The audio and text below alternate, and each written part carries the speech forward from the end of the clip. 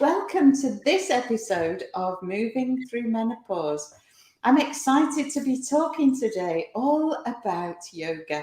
Anybody who knows me knows I love yoga. I love it for myself, and I love teaching it. Although it's a new addition to my stable of skills.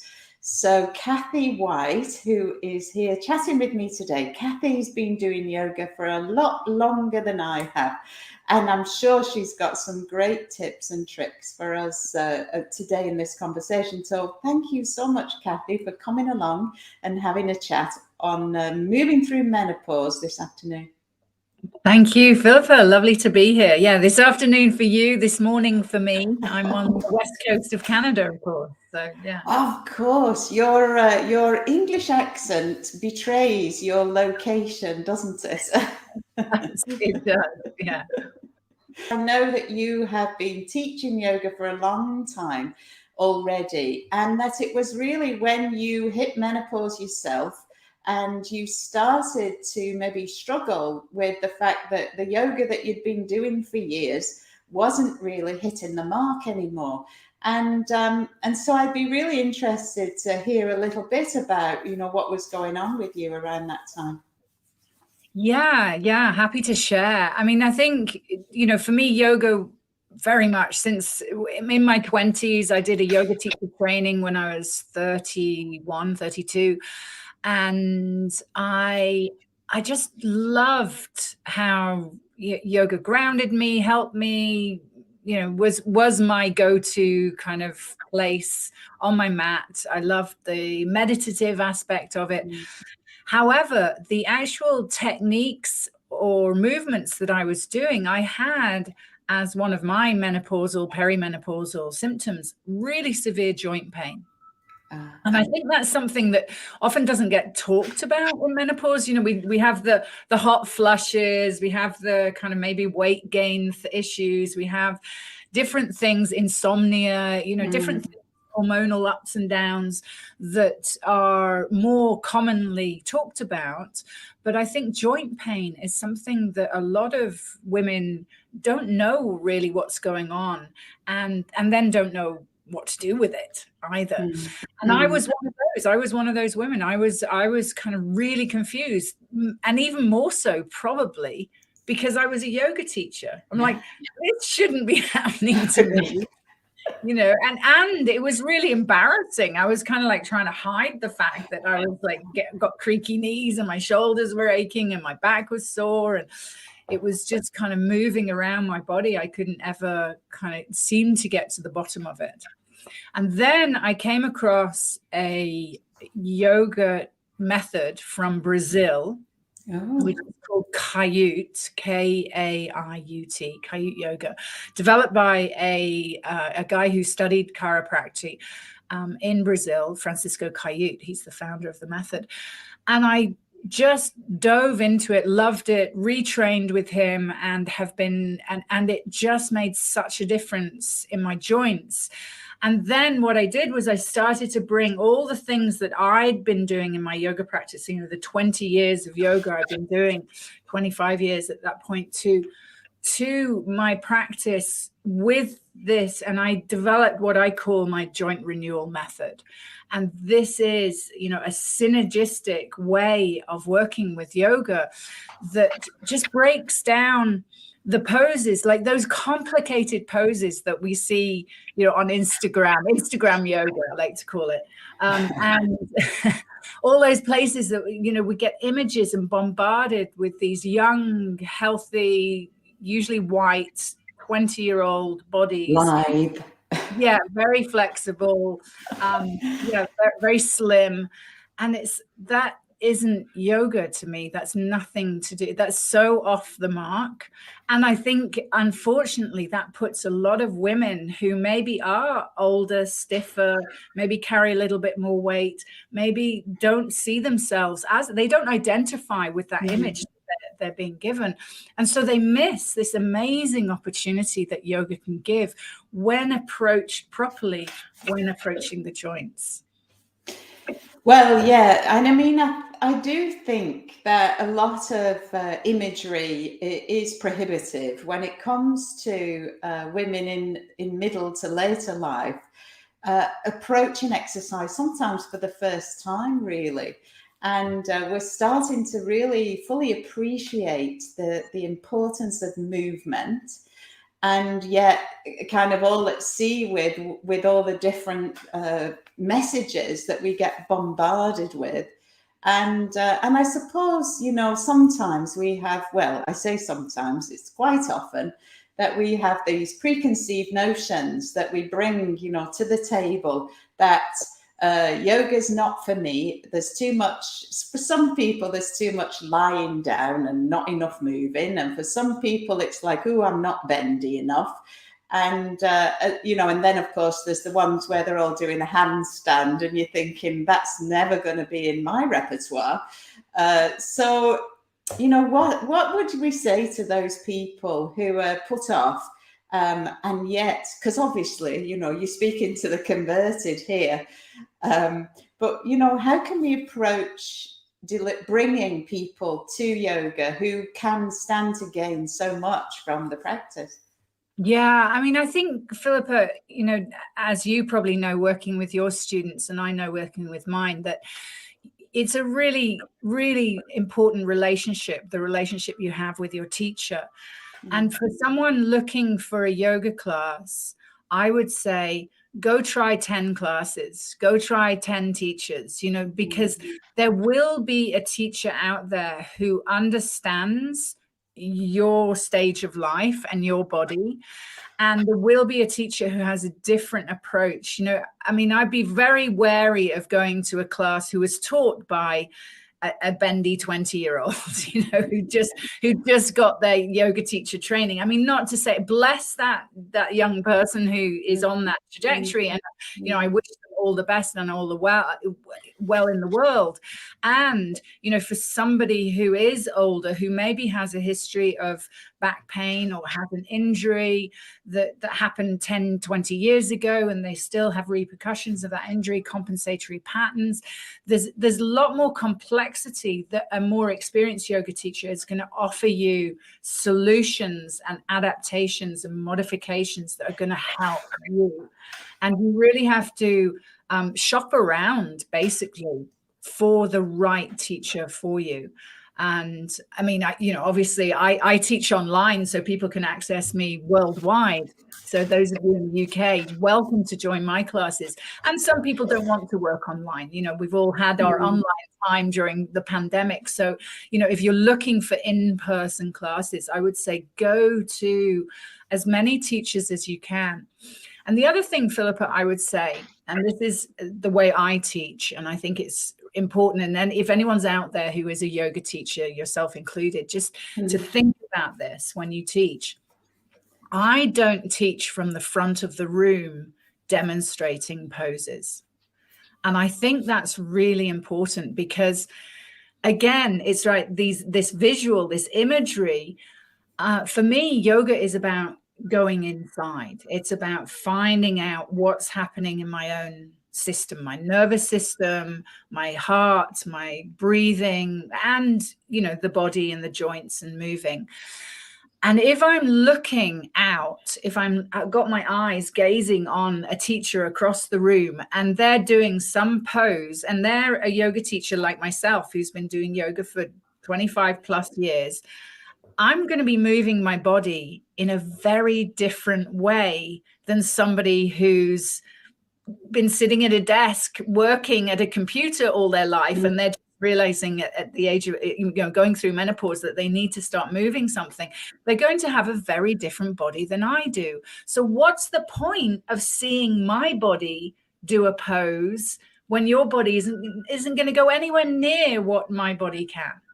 It's just a mismatch. So what I do is I walk around the room and I cue people and I make the adaptations and the modifications for those people as we go. And the poses themselves, I don't do complicated poses. I do really, really simple poses because that's all we need. We need work in the ankles, the knees, the hips, and we don't need fancy spaghetti poses to access those joints in that way. Yeah, that's right. You don't need to tie yourself in knots to get the benefit of the movements. No, you're quite right. I suppose I would make a case for a mixed approach because different things speak to different people, don't they?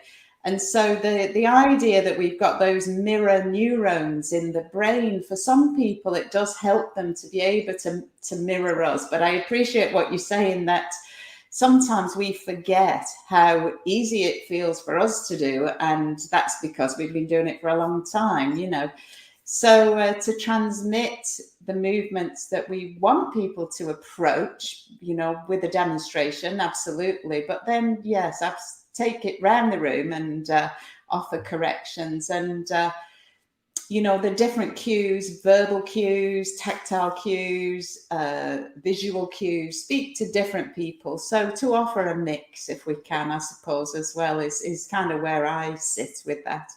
Yeah, I would say that, and to be very, very careful. Like, I wouldn't use the word correction either. I would say modification, because correction implies that there's a right way or a wrong way, and it's not that. Especially with the way I teach, it's so simple. The movements are, everyone can kind of turn their neck. They might turn it half an inch, they might turn it so they can look over their shoulder, but that neck rotation is going to happen to one degree or another, and there's no correction of that. Maybe you might get a deeper neck turn if you lift in the occiput area, if you lift your chin slightly. So that might be a modification that you explore.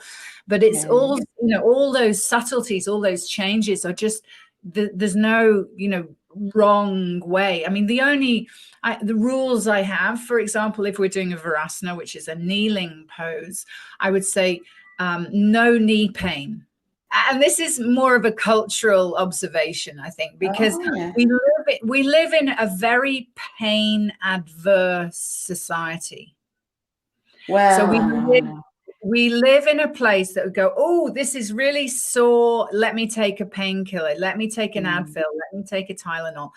We live in it's like, oh, my back's sore, I need a new bed, so I can avoid this back pain. And so everyone is trying to avoid pain as much. And so what that does is we reduce our adaptability, we reduce our resilience to pain. And when the body is going through, like if a joint is opening that's stiff, or there's been an injury or accident and there's a compensatory pattern, you're trying to break that pattern, there's going to be sensation with that. There has to be. And being willing to, and like I try and reframe it, like somebody might quickly label it as pain, and I try and reframe it and say it's strong sensation, and you need to be able to stay calm with that. Don't freak out, because if you freak out, stop. If you get scared, stop. But if you can, just keep your breathing regular and steady and stay with those sensations as they're arising, then you're actually going to start breaking those patterns down and get the freedom of movement that is necessary. If you're unwilling to go through that threshold, you're just going to stay locked in the same pattern that you're in. Right? Yeah, and I mean, we could talk till the cows come home about this whole notion of pain catastrophizing and the ability to give our clients the ability, an improved sense of self-efficacy, so that they appreciate that they have control over the situation. So that's a constant push-pull sort of scenario. Yeah. And and I think the thing, I mean, this is so complex that we are all so individual, and we will have our own interpretation of this, that sometimes a class setting isn't necessarily the best to to be going into this where it's so open to interpretation, and that if you're coming across people, because obviously I work with people who are in pain all the time, and so to do that on a one-on-one basis allows us to really interpret that individual's pain experience and turn that into something that we can work with, work around, you know, do whatever, and use all of the tools at our disposal, you know, to keep the central nervous system occupied, and you know, all of those because this is a real work in progress, that we cannot allow our worlds to shrink. With the passage of time, it's so important that we are continuing to nudge the boundaries of movement, of function, and unpicking that whole painful sensation. You know, people do years of research on this, so I don't think we're going to do it in the next half hour. We're only going to touch the tip of it here, but just, you know, for the listeners to kind of go away with a curiosity around sensation, rather than sorry, lost your ear thing. But yeah, if listeners go away with one thing, which would be to have a curiosity around sensations in their body, rather than a kind of, no, I don't want to feel that. It's like, okay, you know, what would it be like to be curious about it, be questioning, going, oh, what could I do? You know, it's like, if there is a stiffness in the neck or the shoulder, for example, it's like, what is my range of motion? And, you know, can I touch on just that first layer of what I might label pain and just say, yeah, that's pretty intense, but I can breathe. I can stay with this. I can explore that. And that 1 degree of extra movement that comes in the shoulder, then maybe, you know, next week it's 2 degrees. The next week it's 4 degrees. The next week it's, you know, and before you know it, with consistent attention and care and kindness and curiosity, there's a change in that joint. Yeah. I suppose the thing that I'm particularly interested to try and unpick is how is yoga speaking to the experience of menopause? Because you know, my understanding is that we can talk to the endocrine system with yoga postures and breath work and the mindful meditation, and this is something that I'm, you know, really keen to help people with, because ultimately it's the biochemistry, the shifting biochemistry, that is responsible for those symptoms that arise, regardless whether it's hot sweats, whether it's joint aches and pains, you know, whether it's brain fog, whatever it is. So do you have any sort of experience of how certain postures might speak more to the endocrine system? What I would say about that, Philippa, is I think we need to just stay in the holistic view that yoga gives.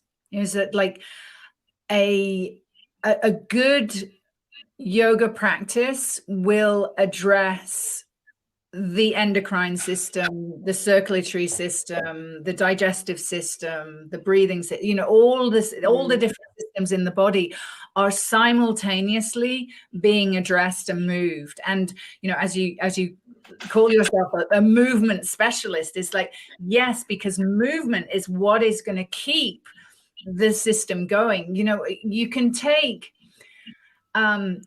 supplements, for example. You know, there are some really excellent supplements out there, some really, really good herbal remedies, you know, natural HRT things. You know, some people want to go down that route, whatever you want to do, take supplements. But if those supplements are sitting in a system that isn't moving, then it's the circulation system isn't going to get those nutrients into the areas where they need to go. You know, if the joint is locked up, your glucosamine isn't going to get into the cartilage to be able to make the change that the potential of the supplement has. So I think that's the same with, you know, any approach to the body. It's like, move it. Just, you know, keep, and that movement itself, there will be less stagnation. There'll be, you know, if there is a surge of hormones, you'll be more likely to be able to move it through and regulate, because everything is being regulated. And first and foremost, we mentioned earlier, the nervous system, regulating the nervous system, especially for women in, you know, our age bracket who are coming into perimenopause, menopausal journey. We've lived these lives of stress. You know, some of us have raised kids, we've had jobs, we've got to a certain place in our life, we run homes, we drive cars, and we're busy. And how much rest has our system got?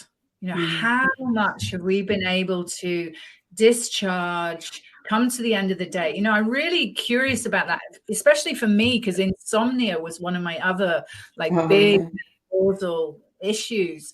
Coming to this sleeplessness is like, what, I'm exhausted and I can't sleep. Well, that's because my nervous system is so fired up and doesn't know how to uncharge itself that insomnia just, it gets into this kind of loop. So, you know, that whole yogic approach to calming the nervous system down, coming into the breath, moving mindfully through these different ways of getting into postures, asanas, sequences, this whole thing will address the hormones, it'll address the circulation, it'll address the gut health, it'll address all of those things, get addressed all at the same time, I think, with the holistic approach. Yeah, no, well, I mean, I agree entirely with what you're saying there, and it is that whole system approach. You know, you're not saying let's do bicep curls. We're talking about movement, with moving mindfully, so that the brain is connected with the movements that we make and the breath also, and you know, that's just more powerful, isn't it? As when we harness this, as you say, all these different elements together in a practice, it is more powerful. But you know, for some people, that is still something that they kind of feel a little bit strange. Maybe that's all a bit too strange for them, you know. I mean, again, it's a cultural thing, because, you know, we live in a society that says bigger, better, faster, more. And when it comes to the body, that's what we're looking for. So we're going to the gym and we're getting on the treadmill and we're doing more weights, and, you know, we're doing big, you know, TRX classes and, you know, spin classes, and we're just, and, you know, all those things have their place. All those things are absolutely marvelous, but if we think about how we're running our lives, we're just on the same track. We're not shifting gear.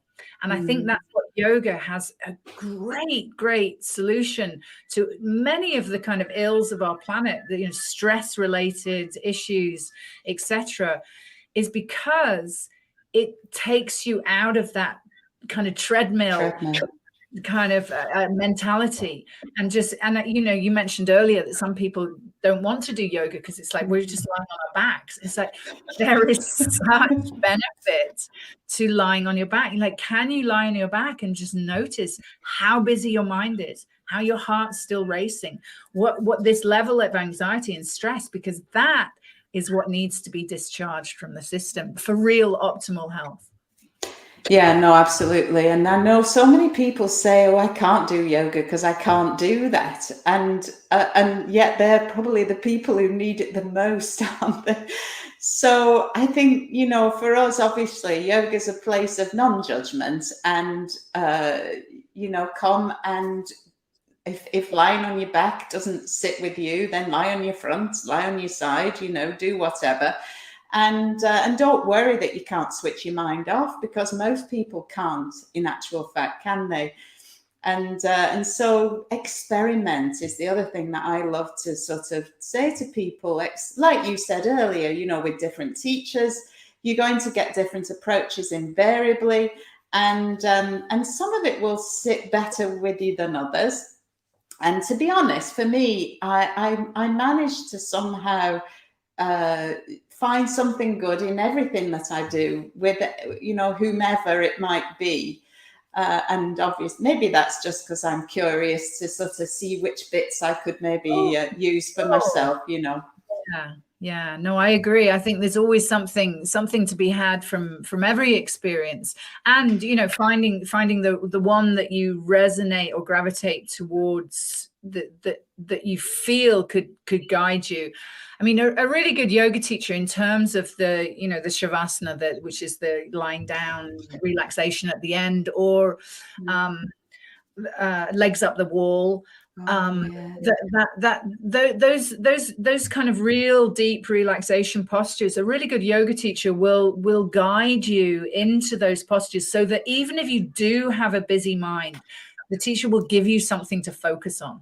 They'll give your mind something to play with, so that your body can rest. And you know, that's the skill of the teacher. Again, that's the experience of the teacher, to be able to give you that.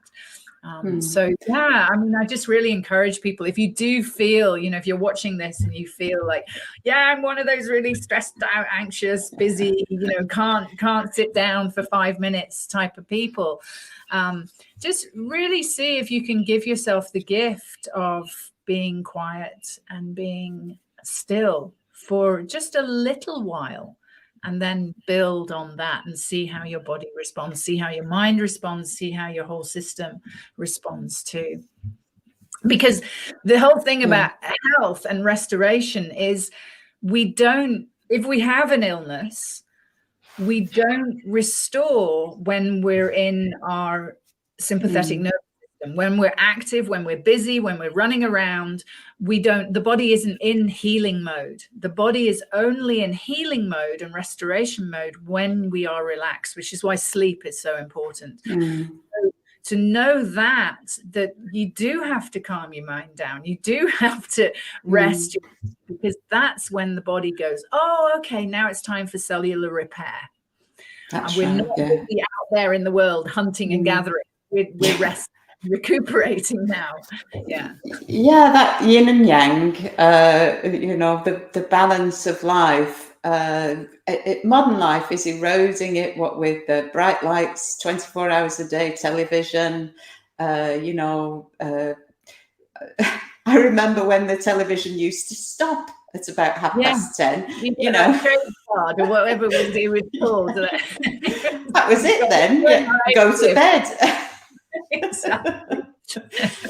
So yeah, but you know, Kathy, I was really intrigued to read about your time in Findhorn. Would you be able to share something about what you were getting up to there? Because that sounds really interesting. Yeah, I'd be happy to share about Findhorn. Findhorn, for people who have not heard of Findhorn, the Findhorn Foundation is an organisation and community around it, the Findhorn community, up near a little village in Scotland called Findhorn. It's about a mile south of the actual village itself. But, you know, worldwide, it's kind of known as Findhorn, but the fishing village occupants kind of go, no, we are Findhorn. That's the Findhorn Foundation. But anyway, it's a spiritual community in the northeast of Scotland. It's been going since 1962. I moved there in 1995. Met my husband, raised 2 kids. We built an eco home, and I was very much involved in the community, running workshops, retreats. I'm teaching my yoga, and yeah, it's a beautiful place. It's a beautiful part of the world, and the intention of the community. When I say spiritual, there's no dogma, there's no teacher, there's no one path. There's, you know, lots of people. Some people practice Buddhism, some people do Sufi twirling, some people do yoga, some people meditate, you know, all the different aspects of, you know, spirituality that you can think of will be found there. And people are very, very connected to nature. That's one of the kind of principles of the foundation of Findhorn, would be co-creation with nature. Another principle is work is love in action. So that whatever we're doing out in the world, we're doing it with love, for love, to share love. And and then the other principle of the 3 principles is inner listening. So it's all about going inside and finding your own wisdom, your own truth, your own wisdom.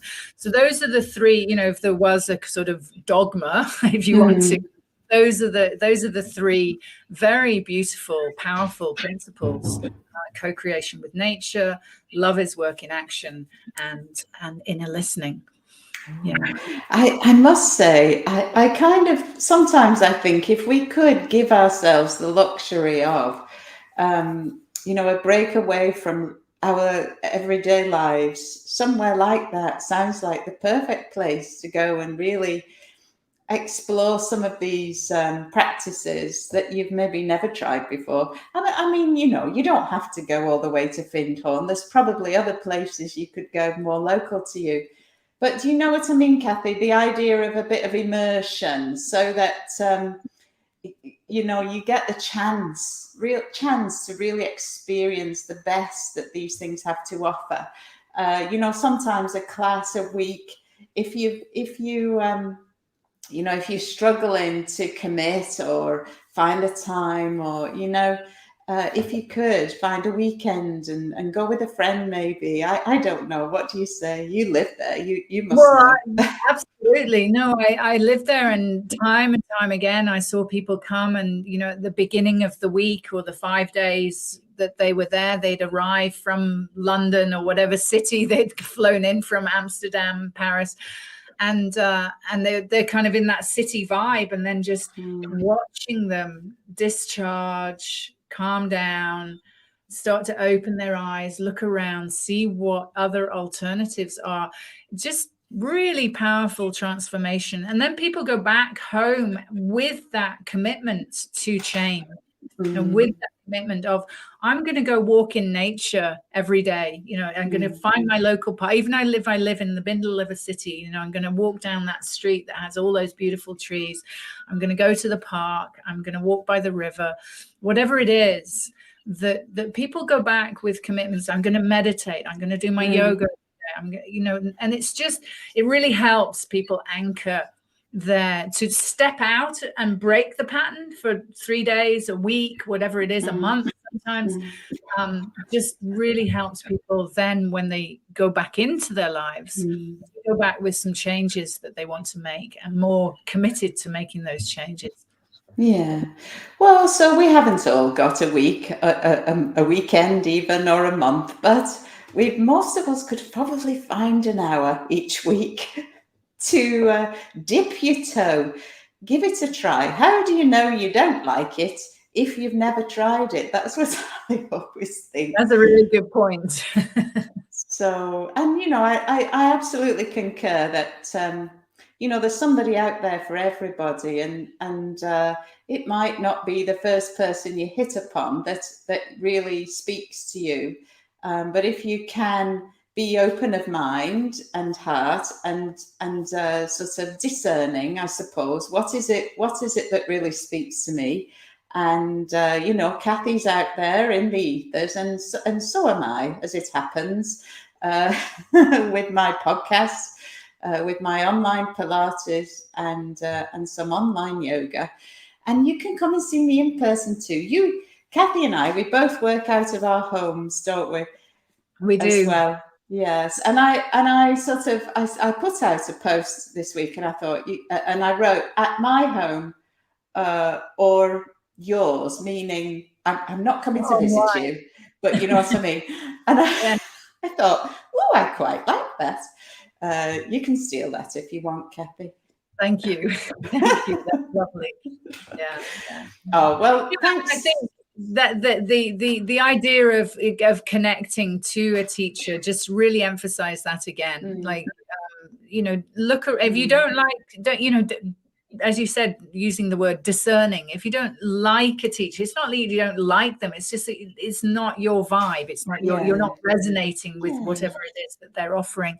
So just keep looking. Don't be disheartened because you go to a class and you think that was a bit weird, or I didn't like that.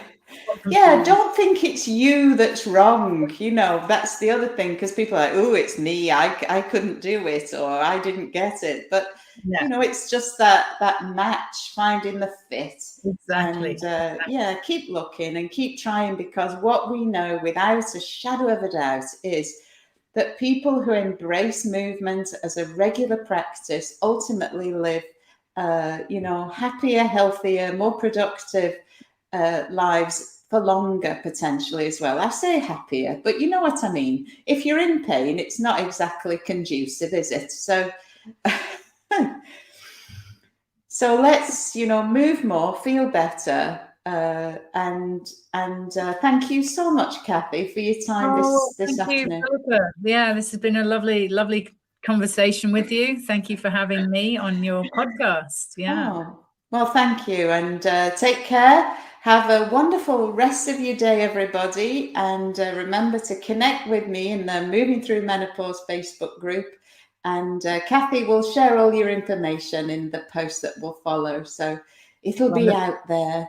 Okay, brilliant. Thanks, Philippa. Thank you. Take care. I'll say goodbye for now. Bye. Goodbye for now.